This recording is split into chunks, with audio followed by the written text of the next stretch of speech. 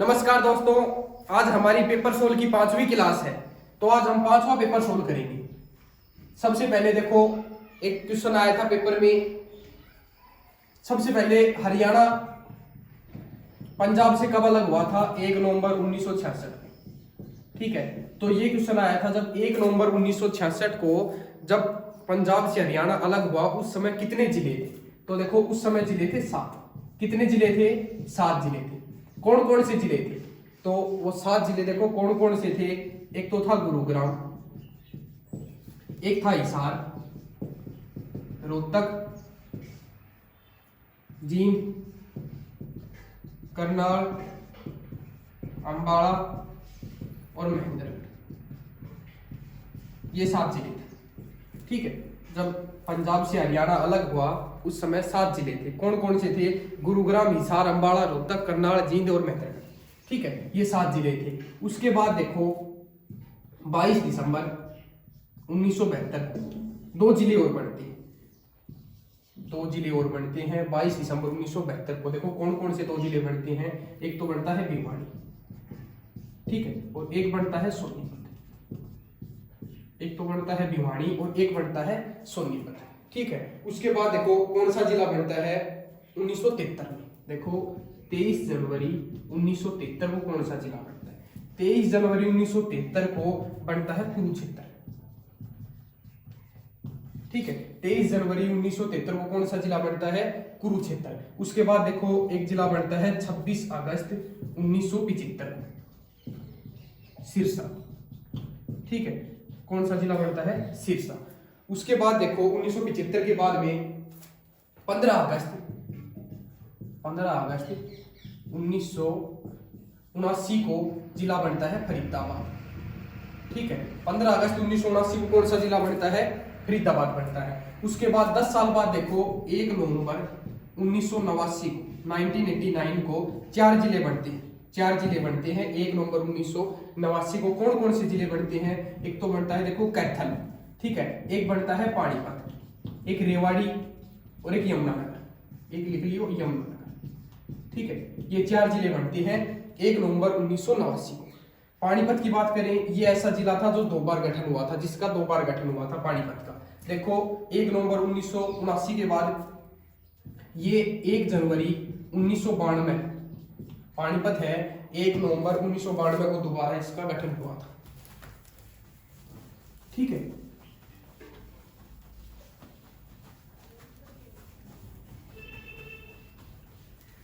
उसके बाद देखो कौन सा जिला बनता है। उसके बाद 1995 में 15 अगस्त 1995 को देखो जिला बनता है पंचकुला। ठीक है, उसके बाद जो जिला बनता है वो 97 में बनता है। 1997 में कौन से जिले बनते हैं? एक तो झज्जर बनता है, एक बनता है फतेहाबाद। उसके बाद 2005 में बनता है। बात करें 4/4/2005 में कौन सा जिला बनता है? वो बनता है मेवात। ठीक है, 2008 में कौन सा जिला बनता है? पलवल। और बात करें देखो 16 नवंबर 2016 को कौन सा जिला बनता है? चरखी दादरी। एग्जैक्ट तो डेट ये है 16 नवंबर 2016। ठीक है, यदि एक बार एक पेपर में भी आया था कि चरखी दादरी कब बना था, तो जो HSSC ने माना था वो माना था 1 दिसंबर 2016 को कौन सा जिला बना था? चरखी दादरी। तो ठीक है, यदि पेपर में आए तो 1 दिसंबर 2016 करना है। यदि 1 दिसंबर ना आए, पेपर में ऑप्शन में ना आए, तो 16 नवंबर करना है। ठीक है, चरखी दादरी ये बना था 1 दिसंबर 2016 को।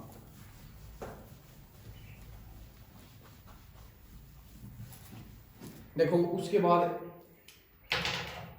बात करते हैं। देखो हरियाणा राज्य का सबसे बड़ा शहर पूछ रखा है, तो मैं आपको डिटेल करवाता हूँ। जब सबसे बड़ा शहर कौन सा है, तो सबसे पहले देखो क्षेत्रफल बताओ मेरे को। हरियाणा का क्षेत्रफल कितना है? हरियाणा का क्षेत्रफल है 44,212 वर्ग किलोमीटर। ठीक है, 44,212 वर्ग किलोमीटर है, ये है हरियाणा का क्षेत्रफल। ठीक है, बात करें भारत के क्षेत्रफल की, तो भारत का क्षेत्रफल कितना है? भारत का क्षेत्रफल है 32,87,263 वर्ग किलोमीटर। यह है भारत का क्षेत्रफल, जो कुल क्षेत्रफल का 1.34% है। कितना है? 1.34% है। उसके बाद बात करें क्षेत्रफल में सबसे बड़े जिले की बात करें, सबसे बड़ा जिला कौन सा है हरियाणा का? क्षेत्रफल में सबसे बड़ा जिला कौन सा है? क्षेत्रफल में सबसे बड़ा जिला है सिरसा, ठीक है, जिसका जो क्षेत्रफल है 4277 वर्ग किलोमीटर है। इसका क्षेत्रफल कितना है? 4277 वर्ग किलोमीटर है सिरसा का, सबसे बड़ा जिला है।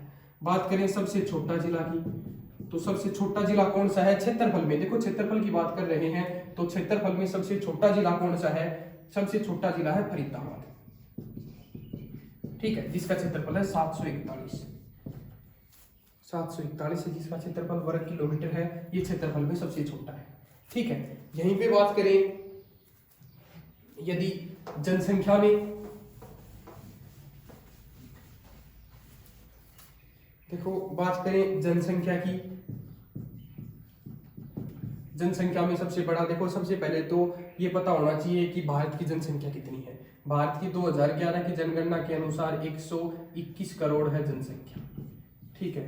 बात करें हरियाणा की जनसंख्या, एक बार पूछ रखी थी कितनी है हरियाणा की जनसंख्या, तो 253,51,462 ये हरियाणा की जनसंख्या है, ठीक है। 253,51,462 है हरियाणा की जनसंख्या है। ये भारत की जनसंख्या है और इसका 2.09% है। कुल भारत की जनसंख्या का हरियाणा 2.09% है। तो उसके बाद जनसंख्या की बात करें, सबसे बड़ा जिला कौन सा है? देखो जनसंख्या में सबसे बड़ा जिला कौन सा है? जनसंख्या में सबसे बड़ा जिला है फरीदाबाद। क्षेत्रफल में सबसे छोटा है, जनसंख्या में सबसे बड़ा है फरीदाबाद, ठीक है। तो ये क्वेश्चन आया था कि सबसे बड़ा जिला कौन सा है, तो जो जनसंख्या में है वो तो फरीदाबाद है। इसकी जो जनसंख्या है वो 18 लाख प्लस है, ठीक है। बात करें सबसे छोटा जिला कौन सा है, देखो जनसंख्या में सबसे छोटा जिला पूछ रखा है तो वो है पंचकुला, इसकी है 5,61,000, ठीक है, 5,61,000 लिख लेना आप। तो सबसे छोटा जिला कौन सा हो गया? पंचकुला हो गया। अगर बात करें, देखो जनगणना की बात करें तो सबसे पहले बात करेंगे कि अब तो 2011 में हुई थी, उससे पहले देखो सबसे पहली जनसंख्या जो जनगणना हुई थी वो कब हुई थी? सबसे पहली जनगणना भारत की जनगणना की बात करें सबसे पहले हुई थी 1872, सबसे पहली जनगणना हुई थी 1872, ठीक है। किसके समय में हुई थी? ये लॉर्ड मेयो के समय में हुई थी, लॉर्ड मेयो के समय में हुई थी सबसे पहली जनगणना। बात करें दशकीय जो जनगणना हुई थी वो 1881 में हुई थी। किसके समय में हुई थी? वो लॉर्ड रिपन के समय में हुई थी, ठीक है। हर 10 वर्ष बाद जनगणना होती है, हर 10 वर्ष बाद जनगणना होती है।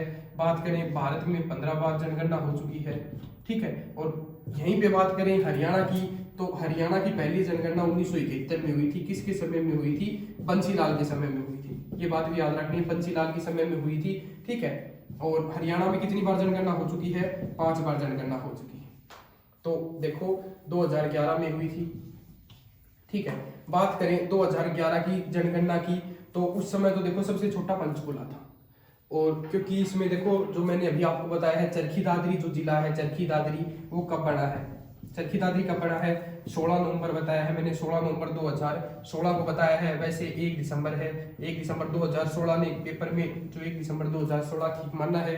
तो उस समय देखो चरखी दादरी की जो जनसंख्या है वो मात्र 5 लाख है, ठीक है।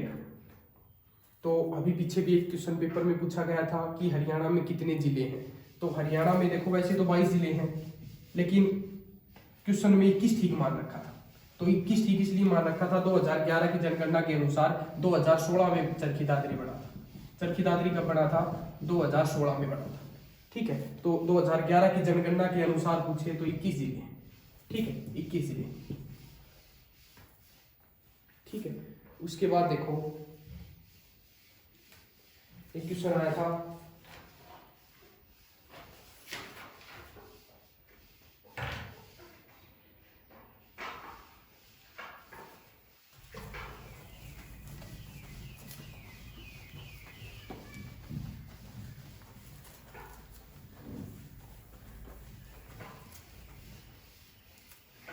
देखो एक क्वेश्चन पूछा गया था कि हरियाणा में धान का कटोरा किसे कहते हैं। देखो हरियाणा में धान का कटोरा, सभी को पता होगा धान का कटोरा किसे कहते हैं? करनाल को कहते हैं, ठीक है। करनाल की बात करें तो देखो करनाल को धान का कटोरा कहते हैं, हरियाणा का पेरिस कहते हैं, ठीक है। एक इसे शूज सिटी कहते हैं, ठीक है।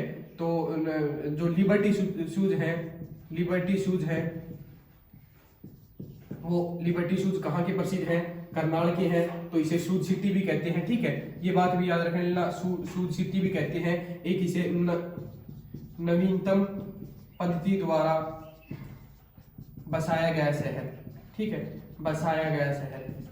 और इसे कर्ण नगरी भी कहते हैं, ठीक है।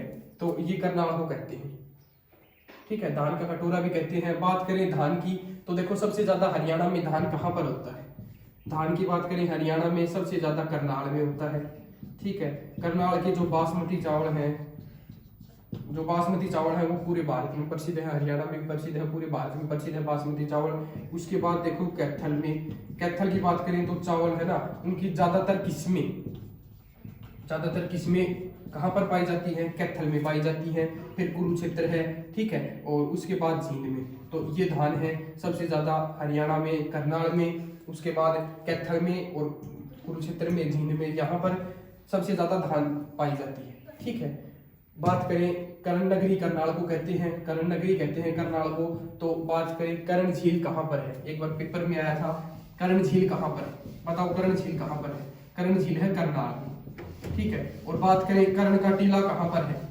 देखो टीला कह दो या किला कह दो, कर्ण का टीला या किला कहाँ पर है? कर्ण का किला या टिला कहाँ पर है? कुरुक्षेत्र में है, ठीक है। कर्ण झील कहाँ पर है? करनाल में है। कर्ण स्टेडियम की बात करें, कर्ण स्टेडियम कहाँ पर है? कर्ण स्टेडियम करनाल में है, ठीक है। ये बात याद रखनी आपको, कर्ण स्टेडियम कहाँ पर है? करनाल में है। और बात करें गौकर्ण का तालाब कहाँ पर है? गौकर्ण का तालाब रोहतक में, ठीक है। तो ये बात याद रखनी है।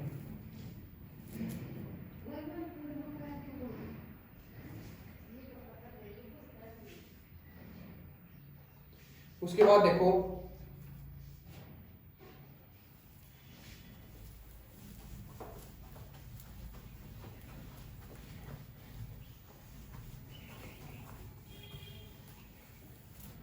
एक क्वेश्चन आया था, सबसे बड़ा अशोक चक्र कहां पर है? देखो सबसे बड़ा अशोक चक्र है, सबसे बड़ा अशोक चक्र कहां पर है? बताओ सबसे बड़ा अशोक चक्र कहां पर है? देखो सबसे बड़ा अशोक चक्र है टोपरा कला कहां पर है? यमुनानगर में, ठीक है। 30 फीट है, सबसे बड़ा अशोक चक्र है वो टोपरा कला में है, यमुनानगर में है, 30 फीट का, ठीक है। तो ये बात आपको याद रखनी है। उसके बाद देखो एक क्वेश्चन आया था कि हास्य कवि, देखो निम्नलिखित कवियों में से कौन सा हास्य कवि के रूप में प्रसिद्ध है? देखो हास्य कवि के रूप में प्रसिद्ध कौन है? हास्य कवि के रूप में कौन प्रसिद्ध है? तो सुरेंद्र शर्मा है, ठीक है, सुरेंद्र शर्मा। बात करें सुरेंद्र शर्मा का संबंध कहां से है? तो देखो ये है महेंद्रगढ़ से कहां से? नांगल चौधरी से है। महेंद्रगढ़ से कहां से है? नांगल चौधरी है। सुरेंद्र शर्मा हास्य कवि के रूप में प्रसिद्ध है। ये क्वेश्चन आया है पेपर में, ठीक है। उसके बाद देखो एक क्वेश्चन आया था,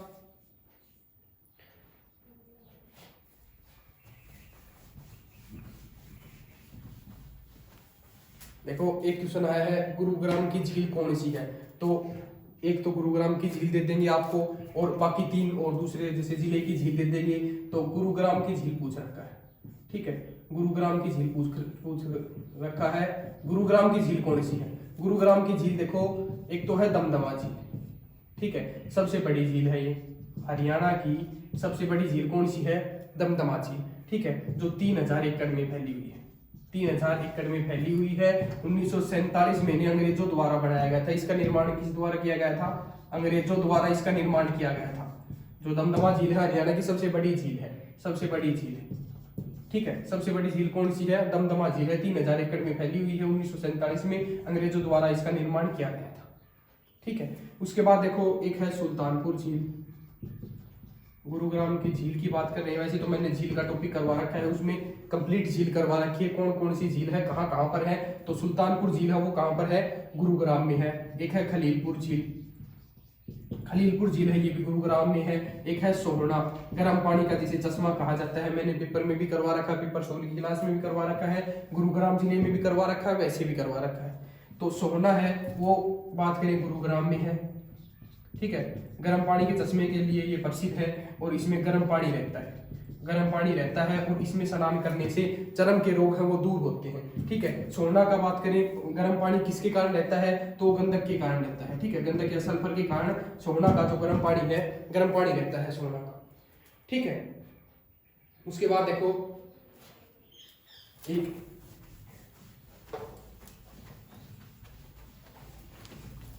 एक समाचार पत्र, देखो मैंने समाचार पत्र की क्लास करवा रखी है, उसमें करवा रखा है संदेश नामक समाचार पत्र। देखो संदेश है साप्ताहिक समाचार पत्र है, समाचार पत्र है वो किसका है, देखो मैंने समाचार पत्र की क्लास में करवा रखा है संदेश नामक समाचार पत्र है, साप्ताहिक समाचार पत्र है वो किसका है, तो वो देखो पंडित नेकीराम शर्मा का। ठीक है, पंडित नेकीराम शर्मा। अब पंडित नेकीराम शर्मा की बात करें, इनका संदेश नामक समाचार पत्र है। इनका पहले तो देखो जन्म कहाँ पर हुआ था, तो इनका जन्म हुआ कलंगा गांव। ठीक है, कलंगा गांव पहले रोहतक में था, अब भिवानी में है। ठीक है, कलंगा गांव भिवानी में इनका जन्म हुआ, पंडित नेकीराम शर्मा। ठीक है, अगर बात करें इनका जन्म कब हुआ, तो जन्म की बात करें 4 सितंबर 1887 को इनका जन्म हुआ।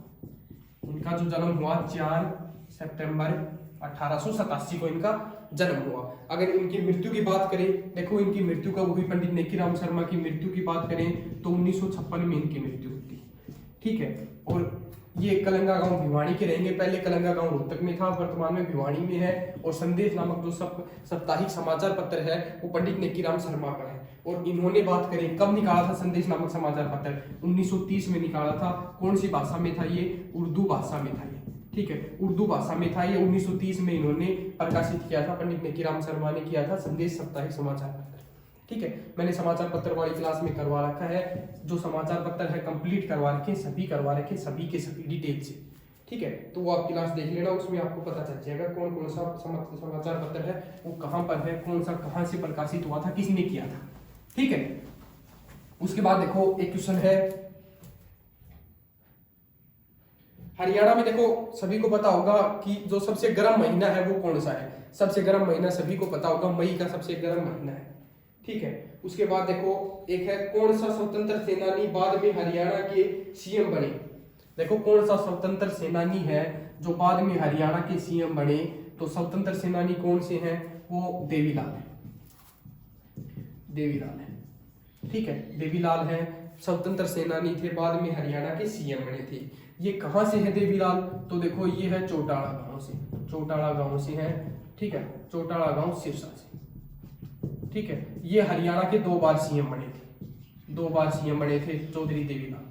ठीक है, तब इनको अगर बात करें कौन कौन सी उपाधि है इनके पास, ठीक है, इनको उपनाम की बात कर लो या कौन कौन सी उपाधि इन्हें मिली है, तो देखो एक तो ताऊ की उपाधि इन्हें मिली है। ठीक है, एक किसानों का मसीहा कहते हैं इसे, किसानों का मसीहा। ठीक है, और इन्हें एक राजनीतिक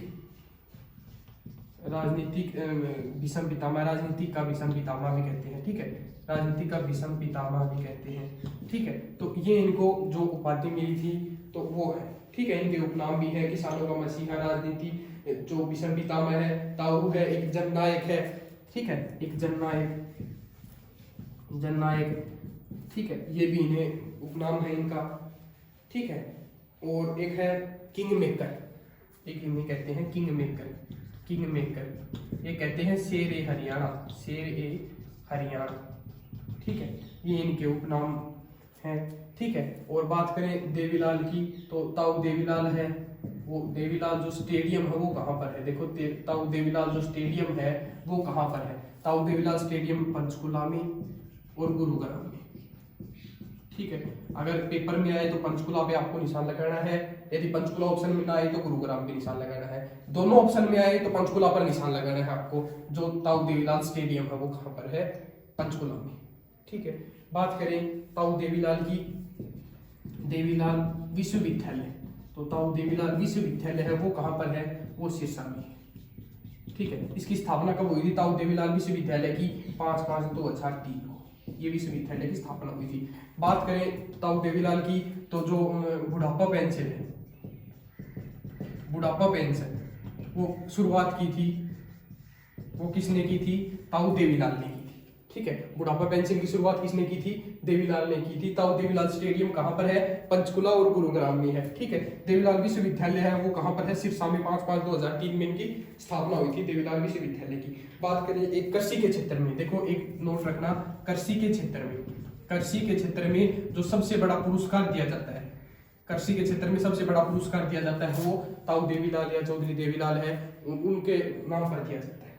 ठीक है, सबसे बड़ा पुरस्कार दिया जाता है। इनका बात करें इनका जन्म कब हुआ था, तो अगर इनके जन्म की बात करें तो इनका जन्म हुआ था 25 सितंबर और 1914। ठीक है, बात करें इनका जन्म कब हुआ था? 25 सितंबर 1914।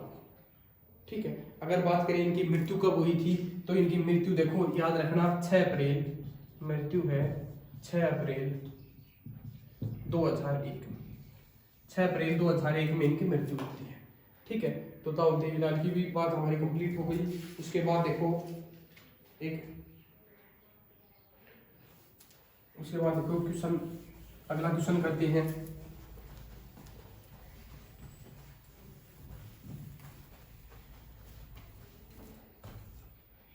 ठीक है, देखो अगला क्वेश्चन है,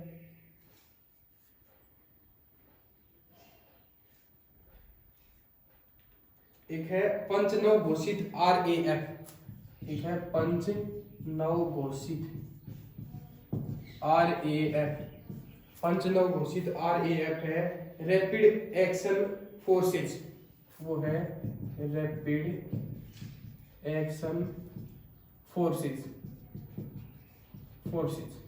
ठीक है, रैपिड जो एक्शन फोर्सेज है वो बटालियन में से हरियाणा के कौन से जिले में है? वो बटालियन है वो हरियाणा के कौन से जिले में है? ठीक है, हरियाणा के कौन से जिले में? हरियाणा के वो जिले में है नूह में। ठीक है, RAF है जो रैपिड एक्शन जो फोर्सेज है बटालियन कौन से जिले में है? वो है नूह में। बात करें अगर नूह की, नूह को देखो कौन से जिले को कहते हैं? नूह मेवात को कहते हैं। ठीक है, नूह की अगर मैं बात करूं स्थापना कब हुई थी, बताओ स्थापना कब हुई थी नूह की? ये स्थापना हुई थी 4/4/2005 को स्थापना हुई थी, 4 अप्रैल 2005 को नूह की स्थापना होती है। बात करें मेवात जब बना था उस समय इसका क्या नाम था? मेवात का नाम था सत्यमेवपुरम। ठीक है, पुरम सत्यमेवपुरम नाम था पहले। ठीक है, उसके बाद देखो सत्यमेवपुरम के बाद में 2005 में कांग्रेस ने इसका क्या नाम रख दिया था? मेवात रख दिया था। उसके बाद बात करें 12/12/2016 में, 12/12/2016 में बीजेपी ने इनका नाम रख दिया नूह। ठीक है, तो नूह किसका नाम है? मेवात का नाम है, तो ये बात याद रखनी है आपको। ठीक है, पहले नाम था सत्यमेवपुरम, तो ये बात आपको याद रखनी है। एक बात करें, देखो मेवात जिले की बात करें तो अगर लिंग अनुपात है, लिंग अनुपात सभी को पता होगा, हरियाणा का लिंग अनुपात कितना है? 879 है। भारत का कितना है? 943 है। ठीक है, तो ये है हरियाणा में। देखो सबसे कम कौन से राज्य का लिंग अनुपात सबसे कम है? तो गुरुग्राम का है। साक्षरता सबसे ज्यादा है, लिंग अनुपात सबसे कम है, कितना है? 853 है। ठीक है, और बात करें सबसे कम, जैसे ज्यादा साक्षरता दर सबसे कम किसकी है? मेवात की, कितनी है? 54.8%। देखो साक्षरता दर। और अगर बात करें लिंग अनुपात की, लिंग अनुपात मेवात का कितना है? 907 है। साक्षरता दर में सबसे नीचे है मेवात, लेकिन लिंग अनुपात में सबसे ऊपर है। ठीक है, तो मेवात की बातें याद रखनी है आपको। साक्षरता दर में सबसे नीचे है 54.08% और लिंग अनुपात में सबसे ऊपर है 907। ठीक है, बात करें भारत में सबसे ज्यादा किसका है? देखो भारत का 943 है लिंग अनुपात, और सबसे ज्यादा किसका है? केरल का है। ठीक है, केरल का कितना है? 1084। ठीक है, अगर सबसे कम भारत में सबसे कम पूछे तो हरियाणा का सबसे कम है, हरियाणा का है 879, सबसे कम है हरियाणा का लिंग अनुपात। एक क्वेश्चन था कि राज्य जब हरियाणा का गठन हुआ उस समय राज्य कवि, देखो मैंने हर पेपर में करवा रखा है और हर पेपर में पूछा भी जाता है कि हरियाणा का जब गठन हुआ उस समय राज्य कवि कौन थे? तो उदय भानु हंस है, और इनको 1967 में इनको पुरस्कार मिला था। ठीक है, एक रूबाई सम्राट के नाम से इन्हें जानते हैं, उदय भानु हंस को, और झज्जर जिले से हैं। ठीक है, बाकी हमारा आज का पेपर कंप्लीट होता है। धन्यवाद।